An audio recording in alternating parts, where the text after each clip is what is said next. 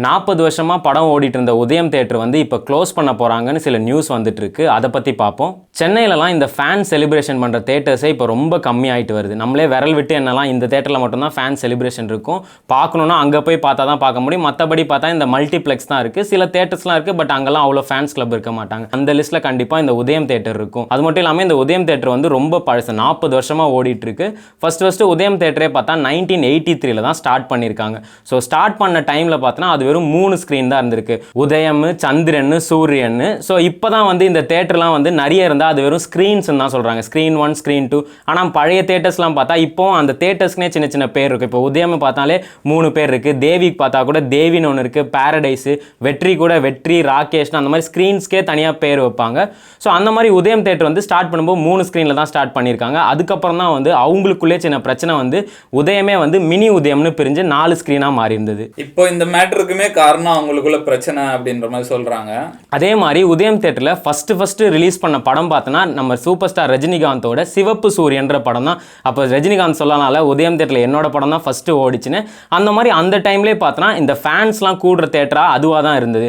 அதனால தான் ரஜினிக்கெலாம் பார்த்தோன்னா இந்த அருணாச்சலம், படையப்பா, பாட்ஷா இந்த மாதிரி படம்லாம் ஒரே ஸ்க்ரீன்லேயே 150 நாள் வரைக்கும் ஓடிட்டு இருந்திருக்கு. நம்ம உதயம் தேட்டர் உள்ளே போனாலே பார்க்கலாம், எல்லா அவார்ட்ஸும் வச்சிருப்பாங்க, 100 அவார்ட்ஸ் எல்லாமே உள்ளே இருக்கும். அது ஒரு ஸ்பெஷலாகவே இருக்கும் பார்க்கறதுக்கு. அதே மாதிரி ரஜினியில் தொடங்கி அதுக்கப்புறம் விஜய் ஃபேன்ஸு, அஜித் ஃபேன்ஸு, அடுத்த ஜென்ரேஷன் சிம்பு, தனுஷ், இப்போ அடுத்த ஜென்ரேஷன் சிவகார்த்திகேயன், விஜய் சேதுபதி, எல்லார் படத்துக்குமே அந்த தேட்டரில் வந்து எப்போவுமே ஒரு மவுஸ் இருந்துகிட்டே தான் இருக்குது. ஸோ அப்போவே பார்த்தோன்னா அவங்களுக்குள்ளே இந்த உதயம் குரூப்ஸ்குள்ளே வந்து சின்ன பிரச்சனை போயிட்டே இருந்திருக்கு. அதனாலே பார்த்தோன்னா 2008லலாம் வந்து சில லேண்ட் ப்ராப்ளம்னால கோர்ட்டு தான் வந்து அந்த தேட்டரே வந்து எடுத்து நடத்திட்டு இருந்திருக்காங்க கொஞ்ச நாள் வரைக்கும். அதுக்கப்புறம் 2009 தான் வந்து அவங்க குரூப்ஸில் இருந்த ஒருத்தர் பரமசிவம் பெருமாள்ன்றவர் 80 கோடிக்கு அந்த தேட்டரை மொத்தமாகவே வாங்கிட்டாரு. ஸோ அவர் தான் பார்த்தோன்னா இப்போ வரைக்கும் இந்த உதயம் தேட்டரை எடுத்து நடத்திட்டு இருக்காரு. அந்த மாதிரி உதயம் தேட்டர்லாம் பார்த்தோன்னா ரொம்ப ஃப்ரெண்ட்லி பட்ஜெட்டான ஒரு தேட்டர். ஏன்னா டிக்கெட் ரேட்டே பார்த்தா மேக்ஸிமம் ஒரு 100 ரூபாய்க்குள்ள முடிச்சலாம். மிஞ்சி போனால் என்ன ஒரு 120, கொஞ்சம் பால்கனி அந்த மாதிரி போனால் ஒரு 150 தான் வரும். அந்த மாதிரி ஸ்நாக்ஸ் தான் வந்து இப்போ இந்த மாதிரி மல்டிப்ளெக்ஸில் போயிட்டு நம்மளால ஒரு பாப்கார்ன் கூட வாங்க முடியல. ஒரு பாப்கார்னு பார்த்தா ரெகுலரே பார்த்தா 180ன்னு சொல்கிறாங்க. நம்ம என்ன பண்ணுவோம், அப்புறமே புத்திசாலி மாதிரி நம்ம ஒரு காம்போ வாங்கிடலான்ட்டு 150 ரூபாய்க்கு பாப்கார்ன் வாங்கினதை விட்டு போய் 300 ரூபாய்க்கு கோக்கு அந்த மாதிரிலாம் வாங்கி நார்மலாக வந்து இன்டர்வல் டைமில் நம்மளாம் வெளியே போகிறதுக்கே யோசிப்போம், ஆஹா என்னோட 300 ரூபாய், அதுக்கு வெளியே போனால் ஒரு லஞ்சே சாப்பிட்டு வீட்டுக்கு போயிடலான்னு. அதே மாதிரி இந்த பட்ஜெட் தேட்டர்ஸ்லாம் போனால் ஒரு 30 ரூபாய்க்கு நம்மளால போய் ஒரு வீல் சிப்ஸ் ஆச்சும் வாங்கிட்டு வந்து அந்த படத்தை பார்த்துட முடியும். இது பின்னாடி ஒரு மிகப்பெரிய அரசியலே இருக்கு. ஏன்னா இப்போ வந்து எல்லாமே மல்டிப்ளெக்ஸ் ஆக்கிட்டாங்க. அதுக்கு எல்லாமே ஆக்கிட்டாங்கன்னு சொல்ல முடியாது, ஒருத்தர் எல்லாத்தையும் வாங்கிட்டான். யாருன்னா பிவிஆர் கிட்ட இந்தியாவில் 10,000 ஸ்க்ரீன் கிட்ட இருக்கு. அதை பற்றி நம்ம டீட்டெயிலாக ஒரு வீடியோ கூட போட்டிருக்கோம். உங்களுக்கு டைம் இருந்தால் அதை போய் ஃப்ரீயாக இருக்கும்போது பாருங்கள். இப்போ பிவிஆர்ன்றது சினிமாவில் வந்து ஒரு மொனோபொலி மாதிரி ஆகிட்டு வராங்க. அவங்களோட வேலை என்னன்னா பார்த்துட்டு இருப்பாங்க, யார் காலியாக வராங்கன்னு, யார் அடி வாங்க ஸ்டேஜில் இருக்கும், அதை ரெனோவேட் பண்ணி அதை பிவிஆராக மாற்றிடுவாங்க. சினிமா தேட்டரை பொறுத்த வரைக்கும் ஒரு 3 கேட்டகரி இருக்குது. அந்த காலத்தில் வந்து ஏபிசி அப்படின்ற மாதிரி சொல்லுவாங்க. இப்போ சி வந்து ஒரு 50 ரூபா 60 ரூபா இருக்கும் டிக்கெட்டு, பி வந்து ஒரு 90 ரூபா 100 ரூபா இருக்கும், ஏ வந்து கொஞ்சம் ஹை கிளாஸ் எலைட், இது நம்மளுக்கே தெரியும் 190 அந்த மாதிரி இருக்கும். இப்போ வந்து என்ன ஆச்சுன்னா அந்த ஏபிசி சின்ன தேட்டர்லாம் வந்து அப்படியே கொஞ்சம் கொஞ்சமாக க்ளோஸ் பண்ணிட்டே வந்துட்டாங்க. அவங்களால பிஸ்னஸ் ரன் பண்ண முடியல. ஒரு எக்ஸாம்பிள் சொல்கிறேன். இப்போ வந்து உதயம் தேட்டரில் வந்து ஒரு மாதத்துக்கு 1 கோடி எடுத்துட்டாலே அது ஒரு பெரிய மேட்டராக இருக்கும்.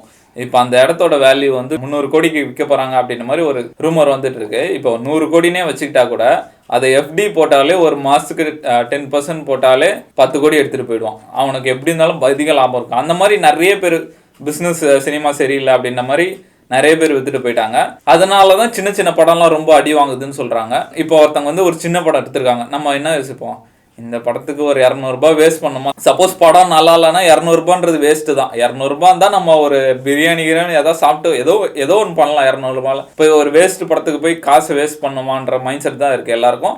அது ரிலீஸ் ஆகி கொஞ்சம் பிக்கப் ஆனோதான் எல்லாம் நம்பி போறாங்க. அந்த மாதிரி தான் இருக்கு. இப்போ ஒரு 50 ரூபா டிக்கெட் 60 ரூபாய் டிக்கெட்னா நம்ம தைரியமா போய் பார்க்கலாம். அது ஒரு காரணம் சொல்றாங்க இந்த சின்ன படம்லாம் அழியறதுக்கு. இப்போ நிறைய சொல்லலாம். இப்போ மவுண்ட் ரோடுனாலே சாந்தின்னு வாங்க, அதெல்லாம் இப்போ இருக்கா இல்லையானே தெரியல. அந்த மாதிரி தேவி இருக்கு, இப்போ உதயம் இருக்கு, இதெல்லாம் கொஞ்சம் அழியிற நிலைமையில வந்துட்டு இருக்கு.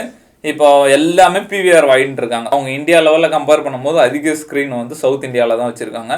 அந்த மாதிரி இது ஒரு பெரிய மொனோபொலியே ஆகிட்டு வருது. அதே மாதிரி இந்த மல்டிப்ளெக்ஸ்லாம் வரனால இந்த சினிமா கல்ச்சரே மாறுது. ஏன்னா நார்மலாக இந்த சினிமானாலே நம்ம எல்லாருமே செலிப்ரேஷனாக மட்டும்தான் பார்க்குறோம். இந்த ஃபஸ்ட் ஷோ படம் பார்க்குறத விட இந்த செலிப்ரேஷன் பார்க்கறதுக்கே நிறைய கும்பல் இருக்கும். அதனால தான் இந்த யூடியூபர்லாம் பாவம் அடிச்சு பிடிச்சின்னு படம் எப்படி இருக்குன்னு ஃபுல்லாக கேட்டுட்டு இருக்காங்க. அந்த மாதிரி அவங்களாம் இந்த தேட்டர் வாசல் நின்னா மட்டும்தான் எடுக்க முடியும். ஏன்னா அந்த மல்டிப்ளெக்ஸில் அவன் என்ன பார்த்துட்டு வரானே நமக்கு தெரியாது. சில பேர்லாம் படம் பார்த்துட்டு இல்லை நான் ஷாப்பிங் தான் போயிட்டு வந்தேன்ற மாதிரி சொல்லுவாங்க. அதனால இந்த கல்ச்சரும் அழிஞ்சிட்டே வருது. அதே மாதிரி இந்த தேட்டர்ஸ் கல்ச்சர்லாம் அழிஞ்சிச்சுன்னா இந்த ஃபேன்ஸ் கிளப்பும் அழிஞ்சிருவாங்க. மெயினாக இந்த ஃபேன்ஸ் கிளப் என்ன பண்ணுவாங்கன்னா தேட்டரில் படம் வருதுன்னா அவங்களுக்கு அந்த ஃபர்ஸ்ட் ஷோ கொடுத்துருவாங்க, ஃபேன்ஸ்க்குன்னு டிக்கெட்ஸ் கொடுத்துருவாங்க.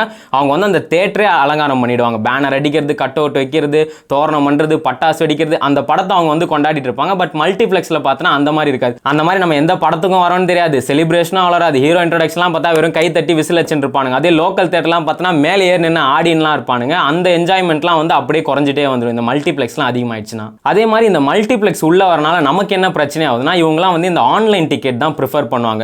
கவுண்டரில் பார்த்தா டிக்கெட்டே இருக்காத மாதிரி இருக்கும். நம்ம படம்லாம் ரிலீஸ் ஆனோடனே டக்குன்னு ஓப்பன் பண்ணி பார்த்தா ஃபுல்லாக சோல்ட் அவுட் இருக்கும். ஆனால் பார்த்தா உள்ள அவங்க பிளாக் பண்ணி வச்சுட்டு இருப்பாங்க. இவங்களோட மெயின் சோர்ஸே என்ன பண்ணுறாங்கன்னா நம்மளை வந்து ஆன்லைனில் டிக்கெட் புக் பண்ண வைக்கிறாங்க.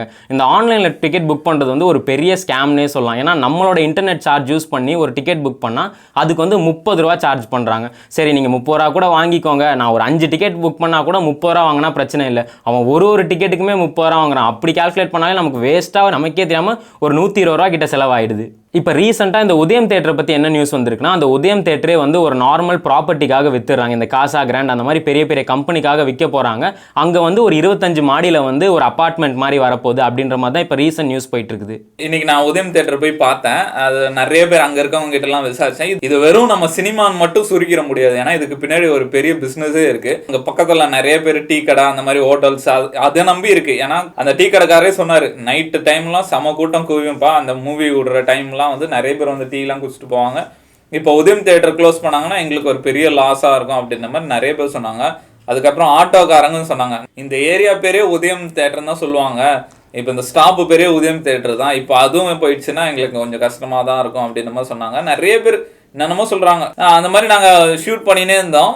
பார்த்தா திடீர்னு ஒரு கார் வந்து கூப்பிட்டாங்க, இங்கே வாங்க எந்த சேனல் அப்படின்னு சேனல் சொன்னோம். கேட்டார் என்ன விஷயம் அப்படின்னு. இந்த மாதிரி விற்க போகிறதா சொல்கிறாங்க. அதான் நான் தான்ப்பா ஓனர், அந்த மாதிரிலாம் எதுவும் இல்லை. ஆனால் நெகோசியேஷன் போகிறது உண்மை தான். ஏதாவது நடந்ததுன்னா நாங்கள் ப்ரெஸ்ஸை கூப்பிட்டு சொல்கிறோம் அப்படின்ற மாதிரி சொன்னாங்க. தப்பான நியூஸ் பார்ப்பாதீங்க அப்படின்ற மாதிரி சொல்லிட்டு போனார். மெயினாக இந்த மாதிரி தேட்டர்ஸ் காம்ப்ளெக்ஸ்லாம் எதுக்கு மூடப்படுதுன்னா இவங்க வந்து அந்த தேட்டர்ஸை இன்னும் நம்ம எப்படி சின்ன வயசில் பார்த்தோமோ அதே மாதிரி தான் மெயின்டைன் பண்ணுறாங்க. அந்த சீட்டெல்லாம் கூட இப்போ மல்டிப்ளெக்ஸ்லாம் போனால் நமக்கு ஒரு நல்ல கம்ஃபர்ட்டாக இருக்குது. அதே நார்மல் தேட்டர்லாம் போனால் கொஞ்சம் நேரத்தில் கழுத்து வலிக்கிற மாதிரி இருக்கும், சீட்டும் அசையாது, கைக்கு அந்த ஹோல்டரு எதுவுமே இருக்காது. ஸோ அதை வந்து அவங்க அப்படியே விட்டுருவாங்க. அதே மல்டிப்ளெக்ஸ்லாம் பார்த்தா நமக்கு ஒரு பயங்கர கம்ஃபர்ட் இருக்கும், சவுண்ட் சிஸ்டம்ஸ்லாம் கூட அப்படியே இருக்கும். அது எதனாலனா இது வந்து ஒரு பட்ஜெட் ஃப்ரெண்ட்லி தேட்டர், எளிய மக்களுக்கான தேட்டர் மாதிரி இது. நாங்கள் இந்த மாதிரி ஒரு வயசானவர், அவர் கட்டட வேலை செய்கிறவர், அவர் சொன்னார், எனக்கே ஒரு மாதிரி டச்சிங்காக இருந்தது. அவர் சொன்னார் இங்கேனா நம்ம லுங்கி கட்டிட்டு கூட போகலாம்ப்பா, அந்த தேட்டர்லாம் பேண்ட்டு போட்டு வர சொன்னாங்க, நான் வாழ்க்கையில் பேண்ட்டே போட்டதில்லை அப்படின்ற மாதிரி சொன்னார். அதெல்லாம் கேட்கும் போது ஒரு மாதிரி டச்சிங்காக இருந்தது. ஏன்னா இது ஒரு எளிய மக்களுக்கான தேட்டர் மாதிரி இந்த தேட்டரு, இந்த சாந்தி தேட்டரு அந்த மாதிரி அதெல்லாம் கொஞ்சம் கொஞ்சமாக அழிஞ்சிட்டு வரதை பார்க்கும்போது நம்மளுக்கே கொஞ்சம் ஒரு மாதிரி மனசு கஷ்டமாக தான் இருக்குது. பட் அதுலேயும் பார்த்தா சில தேட்டர்லாம் ரெனோவேட் பண்ணி கொஞ்சம் நல்லா பிரம்மாண்டமாக பண்ணுறாங்க. இந்த டி நகரில் கிருஷ்ணவேணி தேட்டர்னு ஒன்று இருக்கும். அதில் என்ன படம் வருதுன்னே அந்த மன்சூர் அலிகான் படம்லாம் ஓடிட்டு இருக்கும். பட் இப்போ ரீசெண்ட் டைம்ஸில் பார்த்தா அந்த தேட்டரே ஒரு நெக்ஸ்ட் லெவலுக்கு அப்கிரேட் பண்ணி நல்ல நல்ல படம்லாம் கூட இப்போ ரிலீஸ் பண்ணுறாங்க. ஸோ தேட்டருக்காரங்களாம் இந்த மாதிரி அவங்கள அப்கிரேட் பண்ணால் மட்டும்தான் இப்போ இந்த மல்டிப்ளெக்ஸ் கூட காம்படிஷன் பண்ணி அவங்களை பிழைக்க முடியுமே.